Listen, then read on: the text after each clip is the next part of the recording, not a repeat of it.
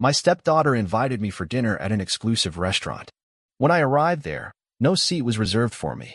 She smirked and said, "This place is not for low lives like you. Maybe you should wait for us outside." Everyone laughed and mocked me, including my wife.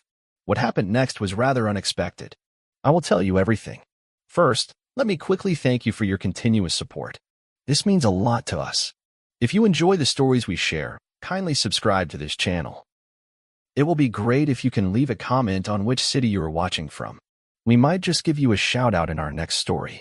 Today's special shout-out goes to Ray Stone from New York. We are glad you enjoy our stories. Now let's go deeper into the story. My name's Raymond Holt. I never liked drawing attention to myself, not in the boardroom, not at family functions, and definitely not at the dinner table. I built my wealth quietly. Real estate, silent partnerships, and one particular gem I kept to myself, an upscale restaurant tucked away in the heart of the city. Nobody knew I owned it. Not my wife, Jenna, who'd grown accustomed to luxury without ever asking where it came from. Not her daughter, Chloe, who looked down on me as though I were a tolerated but inconvenient stray. I let them believe I was just some lucky investor who got in early on a couple of startups. Letting people underestimate me had become second nature. But that didn't mean it didn't sting. Jenna was 20 years my junior and never really tried to hide that our relationship was transactional. At first, I thought I didn't mind. She brought energy into my otherwise routine life, and I thought maybe, just maybe, I could earn a place in her world. But over time, the little dismissals piled up. She'd speak over me at dinner parties, make jokes about my dad's shoes in front of her friends, and offer that patronizing smile whenever I mentioned something she didn't deem impressive enough. And Chloe? She had inherited her mother's arrogance, but none of her tact. Ever since she turned 23, she treated me like a hurdle to be ignored or mocked depending on the audience. I tolerated it longer than I should have. I always told myself, "You're building peace. You're giving them a good life. Maybe they'll come around." So when Chloe invited me to dinner, I didn't know what to make of it. She came down the stairs that morning, tight blazer, those expensive heels I'd paid for, and casually mentioned she'd made a reservation for us. "You and me. And Mom. At Vantel. It's new. Thought we should celebrate. Something." Her voice was syrupy sweet, which immediately put me on edge. Chloe never wanted to spend time with me. She never even acknowledged I existed unless she needed something. But Jenna, leaning against the kitchen counter, chimed in with a smile that didn't quite reach her eyes. "It'll be good for all of us. You've been working so much." I should have trusted my instincts then. That voice in the back of my head, the one I'd muted over the years for the sake of keeping peace, whispered that something was off. But I ignored it. I told myself it was a start, that maybe Chloe was turning a corner. I even let myself feel a flicker of hope. I spent an hour picking out the right suit that evening, nothing flashy, just clean and classic. I booked a car, something sleek but understated. And as I rode through the city, watching the lights flicker past, I let myself believe I was finally being invited in, not as a bank account, but as family. Vantel was a beautiful place, even by my standards. Sleek black awnings, frosted glass windows, and a golden V engraved on the door. I knew every inch of that restaurant. I'd personally approved the tile design in the lobby and fought for the hand-stitched leather chairs. It was mine. Every smile from the wait staff, every menu item, every scent floating from the kitchen, it was all me. But tonight, I played dumb. I approached the hostess stand like any other patron. "Reservation for Holt," I said, keeping my voice even. The hostess frowned and tapped on her screen. "I don't see anything under that name," she said. "Are you sure it was for tonight?" I hesitated, confusion setting in. "It should be under Chloe Madison, then. I'm a guest." She checked again. Still nothing. That was when I saw them. Chloe, Jenna, and 3 others, 2 of her Instagram perfect friends, and some guy with a Rolex who looked like he practiced smirking in the mirror. They were already seated, drinks in hand. Chloe caught my eye, and her smile widened like she'd been waiting for this exact moment. "Oh," she called out, loud enough for the nearby tables to hear, "Look who actually showed up. Honestly, I didn't think you'd come." I walked over, still holding on to the hope, foolish as it was, that there was some misunderstanding. Maybe a wrong name, a miscommunication. But the moment I reached their table, she leaned back in her chair, drink in hand, and said, This place really isn't for lowlives like you. Maybe you should wait outside until we're done." The table erupted in laughter. Even Jenna, my wife, she didn't laugh loudly. No, she just looked down at her wine glass, lips curved upward like it was a joke she wasn't willing to interrupt. The kind of laugh that cuts deeper than any insult. I stood there, utterly exposed, and for the first time in a long while, I felt that old, familiar burn in my chest. The one that reminded me of every time I let someone walk all over me in the name of keeping the peace. I had spent years buying silence, comfort, and affection. And for what? But I didn't let it show. I smiled. Not the kind of smile that says, "It's fine." This one said, "Game on." I stepped back, took out my phone, and made a single call. As I stepped back from that table, their laughter still echoed behind me, clinking against the glass like loose change tossed at a beggar. I held the phone to my ear, waiting for the call to connect. My voice was low and calm, even though a storm churned beneath the surface. "Daniel, I'm at Vantel. I'd like the manager to come out now." I ended the call before the reply. I didn't need one. Every employee in that restaurant had been handpicked, vetted, and trained under my standards. I knew the manager would be out in less than 60 seconds, and I knew what would happen next. Still, my hands trembled slightly as I slipped the phone back into my coat pocket, not from fear, but from the bitter ache of humiliation. You'd think someone with my level of wealth and authority wouldn't care what a 20-something brat and her performative friends had to say. But shame doesn't care about your bank account. When it comes, it lands like a punch to the gut. And it wasn't just what Chloe said.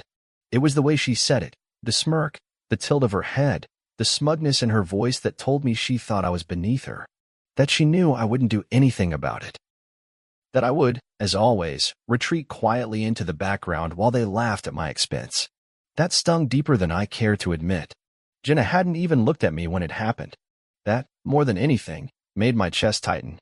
10 years of marriage. 10 years of providing, protecting, compromising.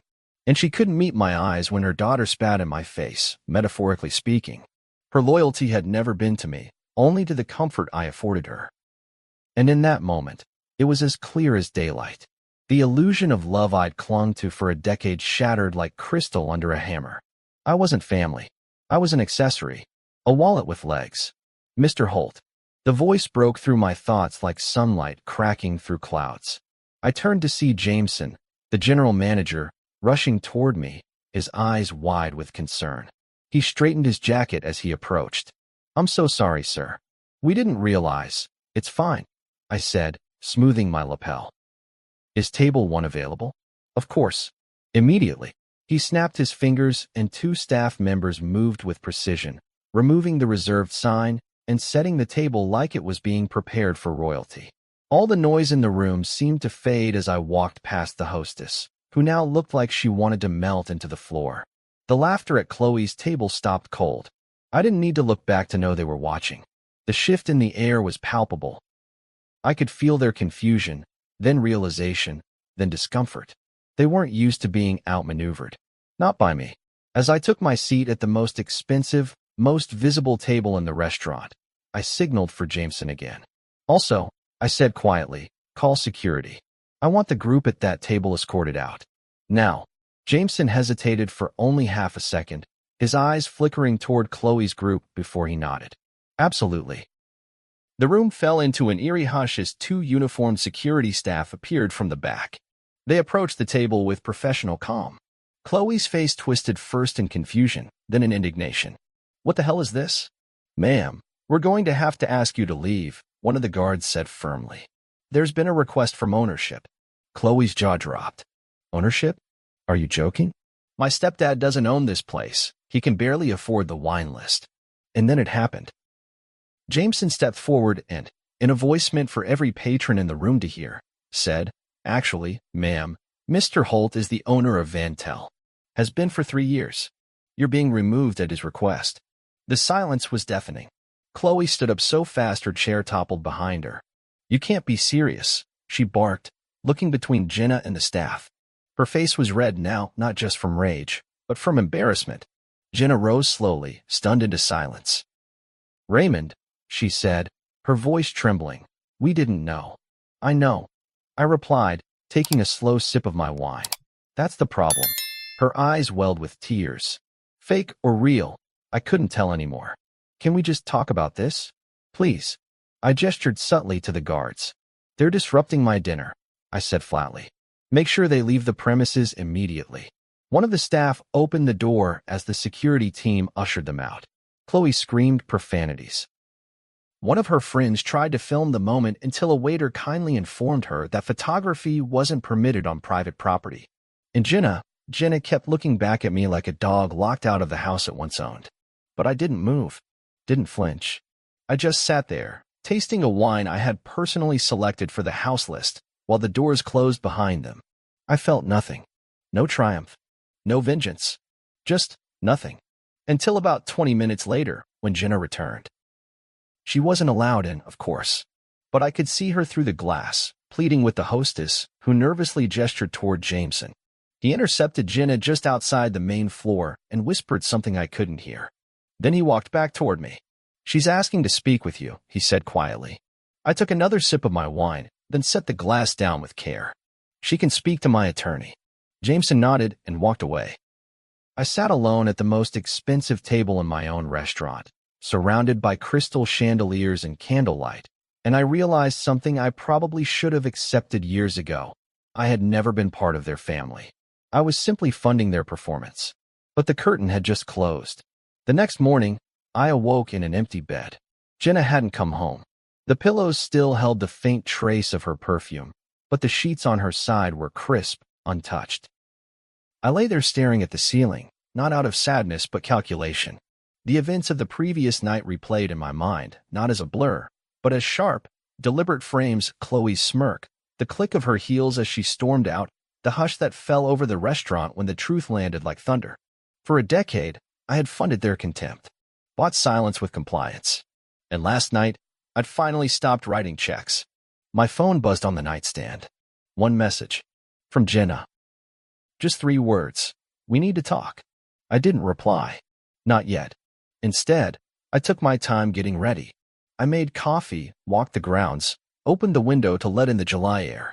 Everything looked the same, but something had shifted inside me. Like I had finally stepped out of a role I was never cast for. The house was quiet, too quiet, really, but I welcomed the stillness. It was a kind of peace I hadn't known in years. I sat on the patio, answering emails, scheduling a lunch with a business partner, and then, finally, I opened the front door around noon, just as Jenna's car pulled into the driveway. She stepped out cautiously, dressed too well for a casual conversation. That always meant she was gearing up for a performance. She wore white. She always wore white when she wanted to appear innocent. I didn't know, she said the moment she reached the top of the stairs. Raymond, please believe me. I didn't know you owned the place. Chloe didn't either. I leaned against the doorway and crossed my arms. That's what you're worried about? That you embarrassed the wrong man. Her face faltered. That's not what I meant. I mean, yes, it was a cruel joke. But I didn't know it was your restaurant. If I had, I would have respected me. I interrupted, my voice flat. Defended me? Or would you have just told her to play it differently? She looked away. Ray, come on. You're twisting everything. No, I said. I'm untwisting it. For the first time in years. She blinked rapidly, the threat of tears rising. Please don't throw everything away because of one mistake. One mistake. I laughed bitterly. Jenna, this isn't about the restaurant. It's about every time you made me feel small in my own house. Every time you let your daughter treat me like garbage while I paid for her tuition, her rent, her spa weekends. Last night wasn't an accident. It was a culmination. She stepped forward and touched my arm. Don't do this. We can fix it. I stared at her hand until she let go. Why would I fix something that was never real? I asked. You didn't love me. You loved the life I gave you. She shook her head, but I didn't wait for the defense. I stepped aside and gestured inside. If you want to pack your things, now's the time. My lawyers already have the paperwork. Her mouth fell open. You're kicking me out? No, I said. I'm ending a transaction. You're free to find someone you actually respect. She left without another word. By that evening, her name was removed from all the shared accounts. My legal team, efficient as ever, had already filed the divorce papers. She'd later find out that the prenup she'd skimmed over 10 years ago, too excited about her new car and European honeymoon to read the fine print, ensured she'd leave with exactly what she brought into the marriage, a closet of designer clothes and some bad credit. But the fallout didn't stop at the front door. News of what happened at Van Tel spread quickly. I hadn't counted on that, but maybe I should have. Some influencer had been dining nearby and, recognizing Chloe, recounted the entire spectacle on her story. No photos, just a gossipy blow-by-blow of the moment some rich girl's stepdad turned out to be the owner and got them all kicked out like garbage. It went viral. People tagged Chloe in the comments until she shut her profiles down. 2 days later, my assistant forwarded me a voicemail. "Raymond," Jenna's voice cracked. "I can't believe you're doing this. I get it. You were angry. But this? Making sure I leave with nothing? After 10 years? Do you really hate me that much?" I didn't respond. Not because I hated her, but because I finally loved myself enough to stop rewarding betrayal. A week passed. Then 2. My house was quiet now. No more thumping music from Chloe's wing. No more forced smiles over silent dinners. No more snide jokes dressed as sarcasm. Just me, the ticking clock, and a surprising sense of relief. One evening, I had dinner at Van Tel, not out of spite, but because I wanted to remember what peace tasted like. Jameson greeted me with a warmth that wasn't performative. The staff moved with quiet precision, and the table, the same one I sat at during that unforgettable night, was waiting. Halfway through the meal, a middle-aged couple approached me. "You're the man from the story, right?" The woman asked, eyes wide with a mix of awe and amusement. "The one who turned the whole thing around?" I nodded slowly, unsure how to respond. "You're a legend," her husband said. "Respect." I smiled politely. As they walked away, I realized something that chilled me. I'd become a cautionary tale. Not for men like me, but for women like Jenna and Chloe. And I didn't feel bad about it. Not even a little. Because sometimes, the only way to fix a broken system is to burn it down. It didn't take long before the fallout became public. Not just whispered rumors or vague statuses online, but full-blown digital firestorms. The influencer's voice memo about the dinner incident had spread across platforms like wildfire, reshared on gossip accounts, dating podcasts, and even a local news segment titled "Stealth Billionaire Teaches" entitled "Stepdaughter a Lesson." I never sought the attention. I never even confirmed the story. But the court of public opinion didn't wait for consent. My name wasn't mentioned in the original post, but Chloe's was. And once people recognized her, once a few brave former classmates chimed in on her pattern of nastiness, it was game over. By the end of the week, Chloe's PR internship dropped her. Her fitness sponsorships pulled their affiliate codes. Even her favorite brunch spot, where she filmed weekly content, asked her not to return due to the distraction. And just like that, the Golden Girl mask she wore online shattered. I didn't revel in her downfall. That surprised me. I thought I'd feel vindicated, maybe even triumphant. But instead, I felt something else. A heavy, slow ache, like watching someone trip on a road you built for them and realizing they never learned how to walk on their own. Chloe had been raised in privilege, not because she earned it, but because I provided it. And in doing so, I'd enabled her cruelty. She never had consequences before. I had shielded her, paid the rent when she failed to keep a job, bought her silence when she screamed at Jenna, pretended not to hear when she mocked my age. Maybe this mess wasn't just her fault. Maybe it was mine too. One night, my old friend Marcus stopped by for a drink. We'd known each other since college, before the wealth, before the marriage, back when we were two broke kids trading business plans over dollar beers. He'd always been blunt, which I appreciated. "You good?" he asked, leaning back in the armchair across from me. "You look clean, like someone just pressure-washed your soul." I chuckled. "That's one way to put it." "I saw the post," he added, sipping his scotch. "You really threw them out? In front of everyone?" I nodded. He whistled low. "Damn, that's cold. Was it too much?" I asked, more to myself than to him. Marcus shook his head. "It was overdue. Hell, Ray. You tolerated more disrespect than anyone I know. You didn't explode. You drew a line." Finally, he paused, then added, "But if you're asking because you feel guilty, that's a good sign. Means you're not like them." That sat with me for a while after he left. I didn't want to become bitter. That was my fear. I'd seen wealthy men like me hardened into cynicism, isolated, emotionally fossilized. I didn't want that. I wanted to feel again, to trust again, but only with people who deserved it. The house felt bigger now, emptier. Jenna had come back once to gather the last of her things. She didn't cry this time, didn't even speak, just moved quickly, mechanically, like a ghost passing through a place it no longer haunted. I didn't follow her. I watched from my study window as she drove away, trunk packed with designer luggage and nothing else. 3 days later, she filed for divorce officially. I signed the papers the same day and sent them back with a single note attached. No contest, and no payout. She didn't respond, but her lawyer did. A futile attempt to renegotiate the prenup. My attorney shut it down before I had to say a word. In the days that followed, I started doing something I hadn't done in years, hosting. Not parties, but dinners. Quiet, intimate ones. Old friends, a few trusted business partners, even a neighbor I'd barely spoken to in the past. We ate good food, shared real stories, and laughed. For once, I wasn't funding anyone's presence. They came because they wanted to. And when they left, I didn't feel drained. I felt seen. And then, unexpectedly, Chloe texted. The message was short. I lost everything. Can we talk? I stared at the screen for a long time. My thumb hovered over the keyboard, unsure of what response, if any, was appropriate. She was still young, still raw, still capable of change, perhaps. But what would I be opening up if I let her back in? Another cycle of manipulation? Another round of mockery until the next blow-up? In the end, I didn't reply. But I didn't block her either. That night, I took a walk around the block.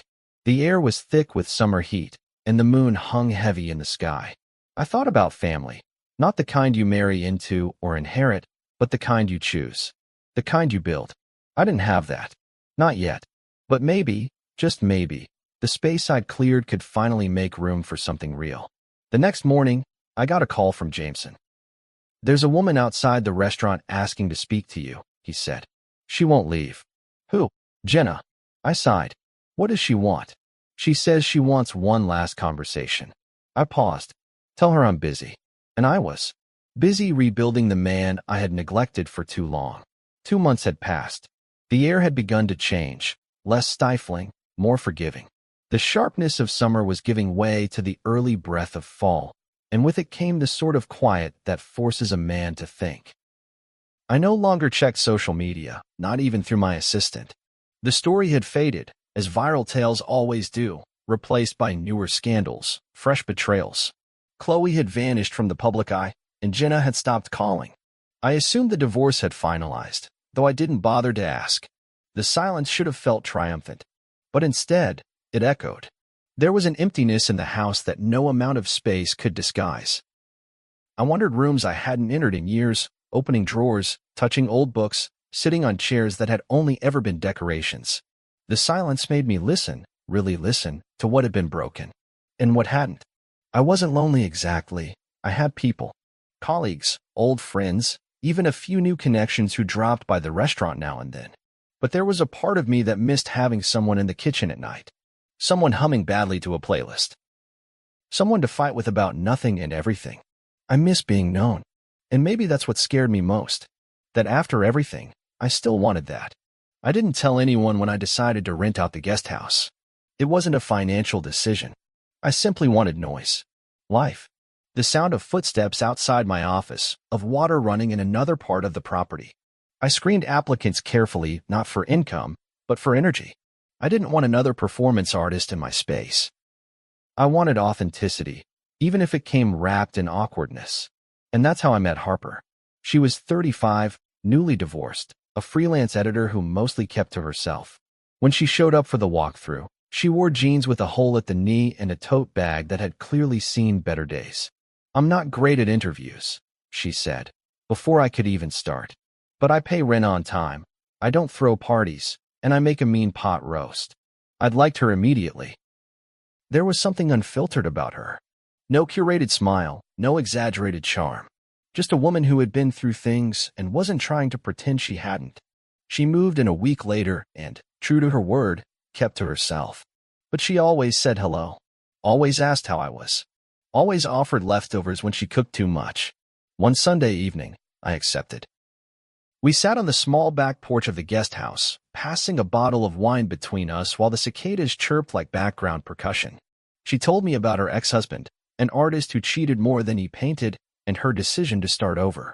I told her about Jenna, about Chloe, about the restaurant night, though I softened the edges. I didn't need to impress her, and she didn't need a spectacle. She really said that to you? Harper asked, one eyebrow raised. That you should wait outside? I nodded, and your wife laughed, smirked, like it was nothing. She shook her head, visibly appalled. You ever think you stayed with her because part of you believed that's what you deserved? That landed hard. I didn't respond right away. I sipped my wine and stared out into the night. Maybe, I said finally. Or maybe I was just afraid to be alone. Same thing, she replied softly. There was no romantic tension between us. Not yet. But there was understanding. And after months of judgment, gossip, and emotional exile, that was more valuable than attraction. She didn't tell me I was right. She didn't tell me Jenna was evil. She just listened. And that felt revolutionary. Later that week, I got an email from Chloe. I know I was awful. I know I don't deserve anything. But I'm scared. I've never worked a real job. I don't know how to live like this. I thought Mom had a plan, but she's broke too. I'm sorry, I guess. There was no manipulation in her words. Just exhaustion. Panic. Reality closing in. I stared at the screen for a long time. Not angry. Not bitter. Just uncertain. I wasn't the same man who'd walked into that restaurant 3 months ago. I didn't want revenge anymore. But I didn't want reconciliation either. What I wanted, finally, was a clean conscience. So I forwarded the email to a contact in HR at a friend's company with a brief note. Consider her for an entry-level position. She'll need training. Be firm. No nepotism. No favors. Just a push toward growth. I didn't reply to Chloe. I never planned to. But I didn't delete her either. That night, I slept for 8 straight hours. No dreams. No knots in my chest. Just peace. By the time the first autumn rain rolled through the city, I had fully settled into my new rhythm. The leaves outside the restaurant turned that soft amber shade I'd always loved, the kind that made the skyline look like a painting just before dusk. Business was steady, even thriving. Jameson had streamlined the menu for the season, and our fall wine pairings were getting press from magazines I used to ignore. But I noticed now. I noticed everything now. After a decade of living in emotional fog, clarity had become my new luxury. One evening in early October, I stood on the balcony above the dining floor at Van Tel, watching the staff glide between tables like clockwork. It was a private charity gala, one-eyed organized quietly, benefiting vocational training programs for underprivileged youth. No red carpets, no celebrity chefs, just good food, decent people, and stories worth hearing. Harper had come too, not as a date, but as a quiet companion. She wore a slate gray dress and helped with guest check-ins, occasionally flashing me a thumbs up from across the room. We didn't define what we were, and I didn't need to. For once, I was fine just letting something be. Midway through the evening, Jameson approached with a wary look. There's someone at the front asking to speak to you, he said. Says it's urgent. Who is it? He hesitated. Chloe. The name dropped like a stone in my stomach. I thought I'd braced for this moment. Thought I'd planned for every possible plea, confrontation, or apology. But still, hearing her name out loud brought the past back in vivid, unwelcome flashes. I took a breath and nodded. Send her to the private lounge. She looked different when she entered. Not in the way someone changes clothes or hair, but in posture. Her shoulders no longer carried the reckless entitlement I remembered. She stood like someone who'd been humbled, possibly broken. Her voice was small when she spoke. Thanks for seeing me. I gestured toward a seat, but didn't sit myself. You have 5 minutes. She blinked. Okay, right. She reached into her purse and pulled out a crumpled manila envelope. I just wanted you to know I got the job. The one you indirectly set up. I've been going to work every day. No shortcuts. It sucks sometimes, but it's real. I said nothing. I still don't expect anything from you, she continued. And I know I deserve everything that happened. But I also wanted to give you something. She slid the envelope toward me. Inside was a handwritten letter, dozens of pages long. I didn't read it then. I didn't need to. Her face said enough. Regret, tempered by effort. I nodded once. You doing all right? She hesitated. I'm trying. Therapy, too. That's new. I studied her, saw pieces of the girl who used to stomp around the house demanding money, but also someone else. Someone in progress. Someone in pain. I hope you keep going, I said. I will. She stood up to leave, then paused. I don't want to be that person again. I want to be someone who earns things. I didn't respond, and she didn't expect me to. After she left, I returned to the balcony and looked out over the room again. My name wasn't on the menu, or the walls, or the branding, but everything here bore my fingerprints. The care, the taste, the silence where ego should have been. I wasn't flashy. I never would be. But I had built something lasting, and tonight, that meant more to me than any viral video or petty vengeance. Later, as guests filtered out, Harper walked up beside me. Everything okay? Yeah, I said. Better than okay. She smiled, then said, You gonna read the letter? Eventually. We didn't say much more. Just stood there, side by side, watching the final servers clear the last plates and wipe down the tables. The night was nearly over. The bill had been paid. And this time, I wasn't footing the cost for anyone else. I walked out of the restaurant that night not as a man who'd won, but as one who had stopped losing. If this story hit home for you, take a second to reflect. How often do we stay silent to keep the peace, only to lose ourselves in the process? Drop your thoughts in the comments, and tell me, when did you finally say enough? Like, subscribe, and share if you believe in standing firm when family forgets your worth. See you soon in the next story.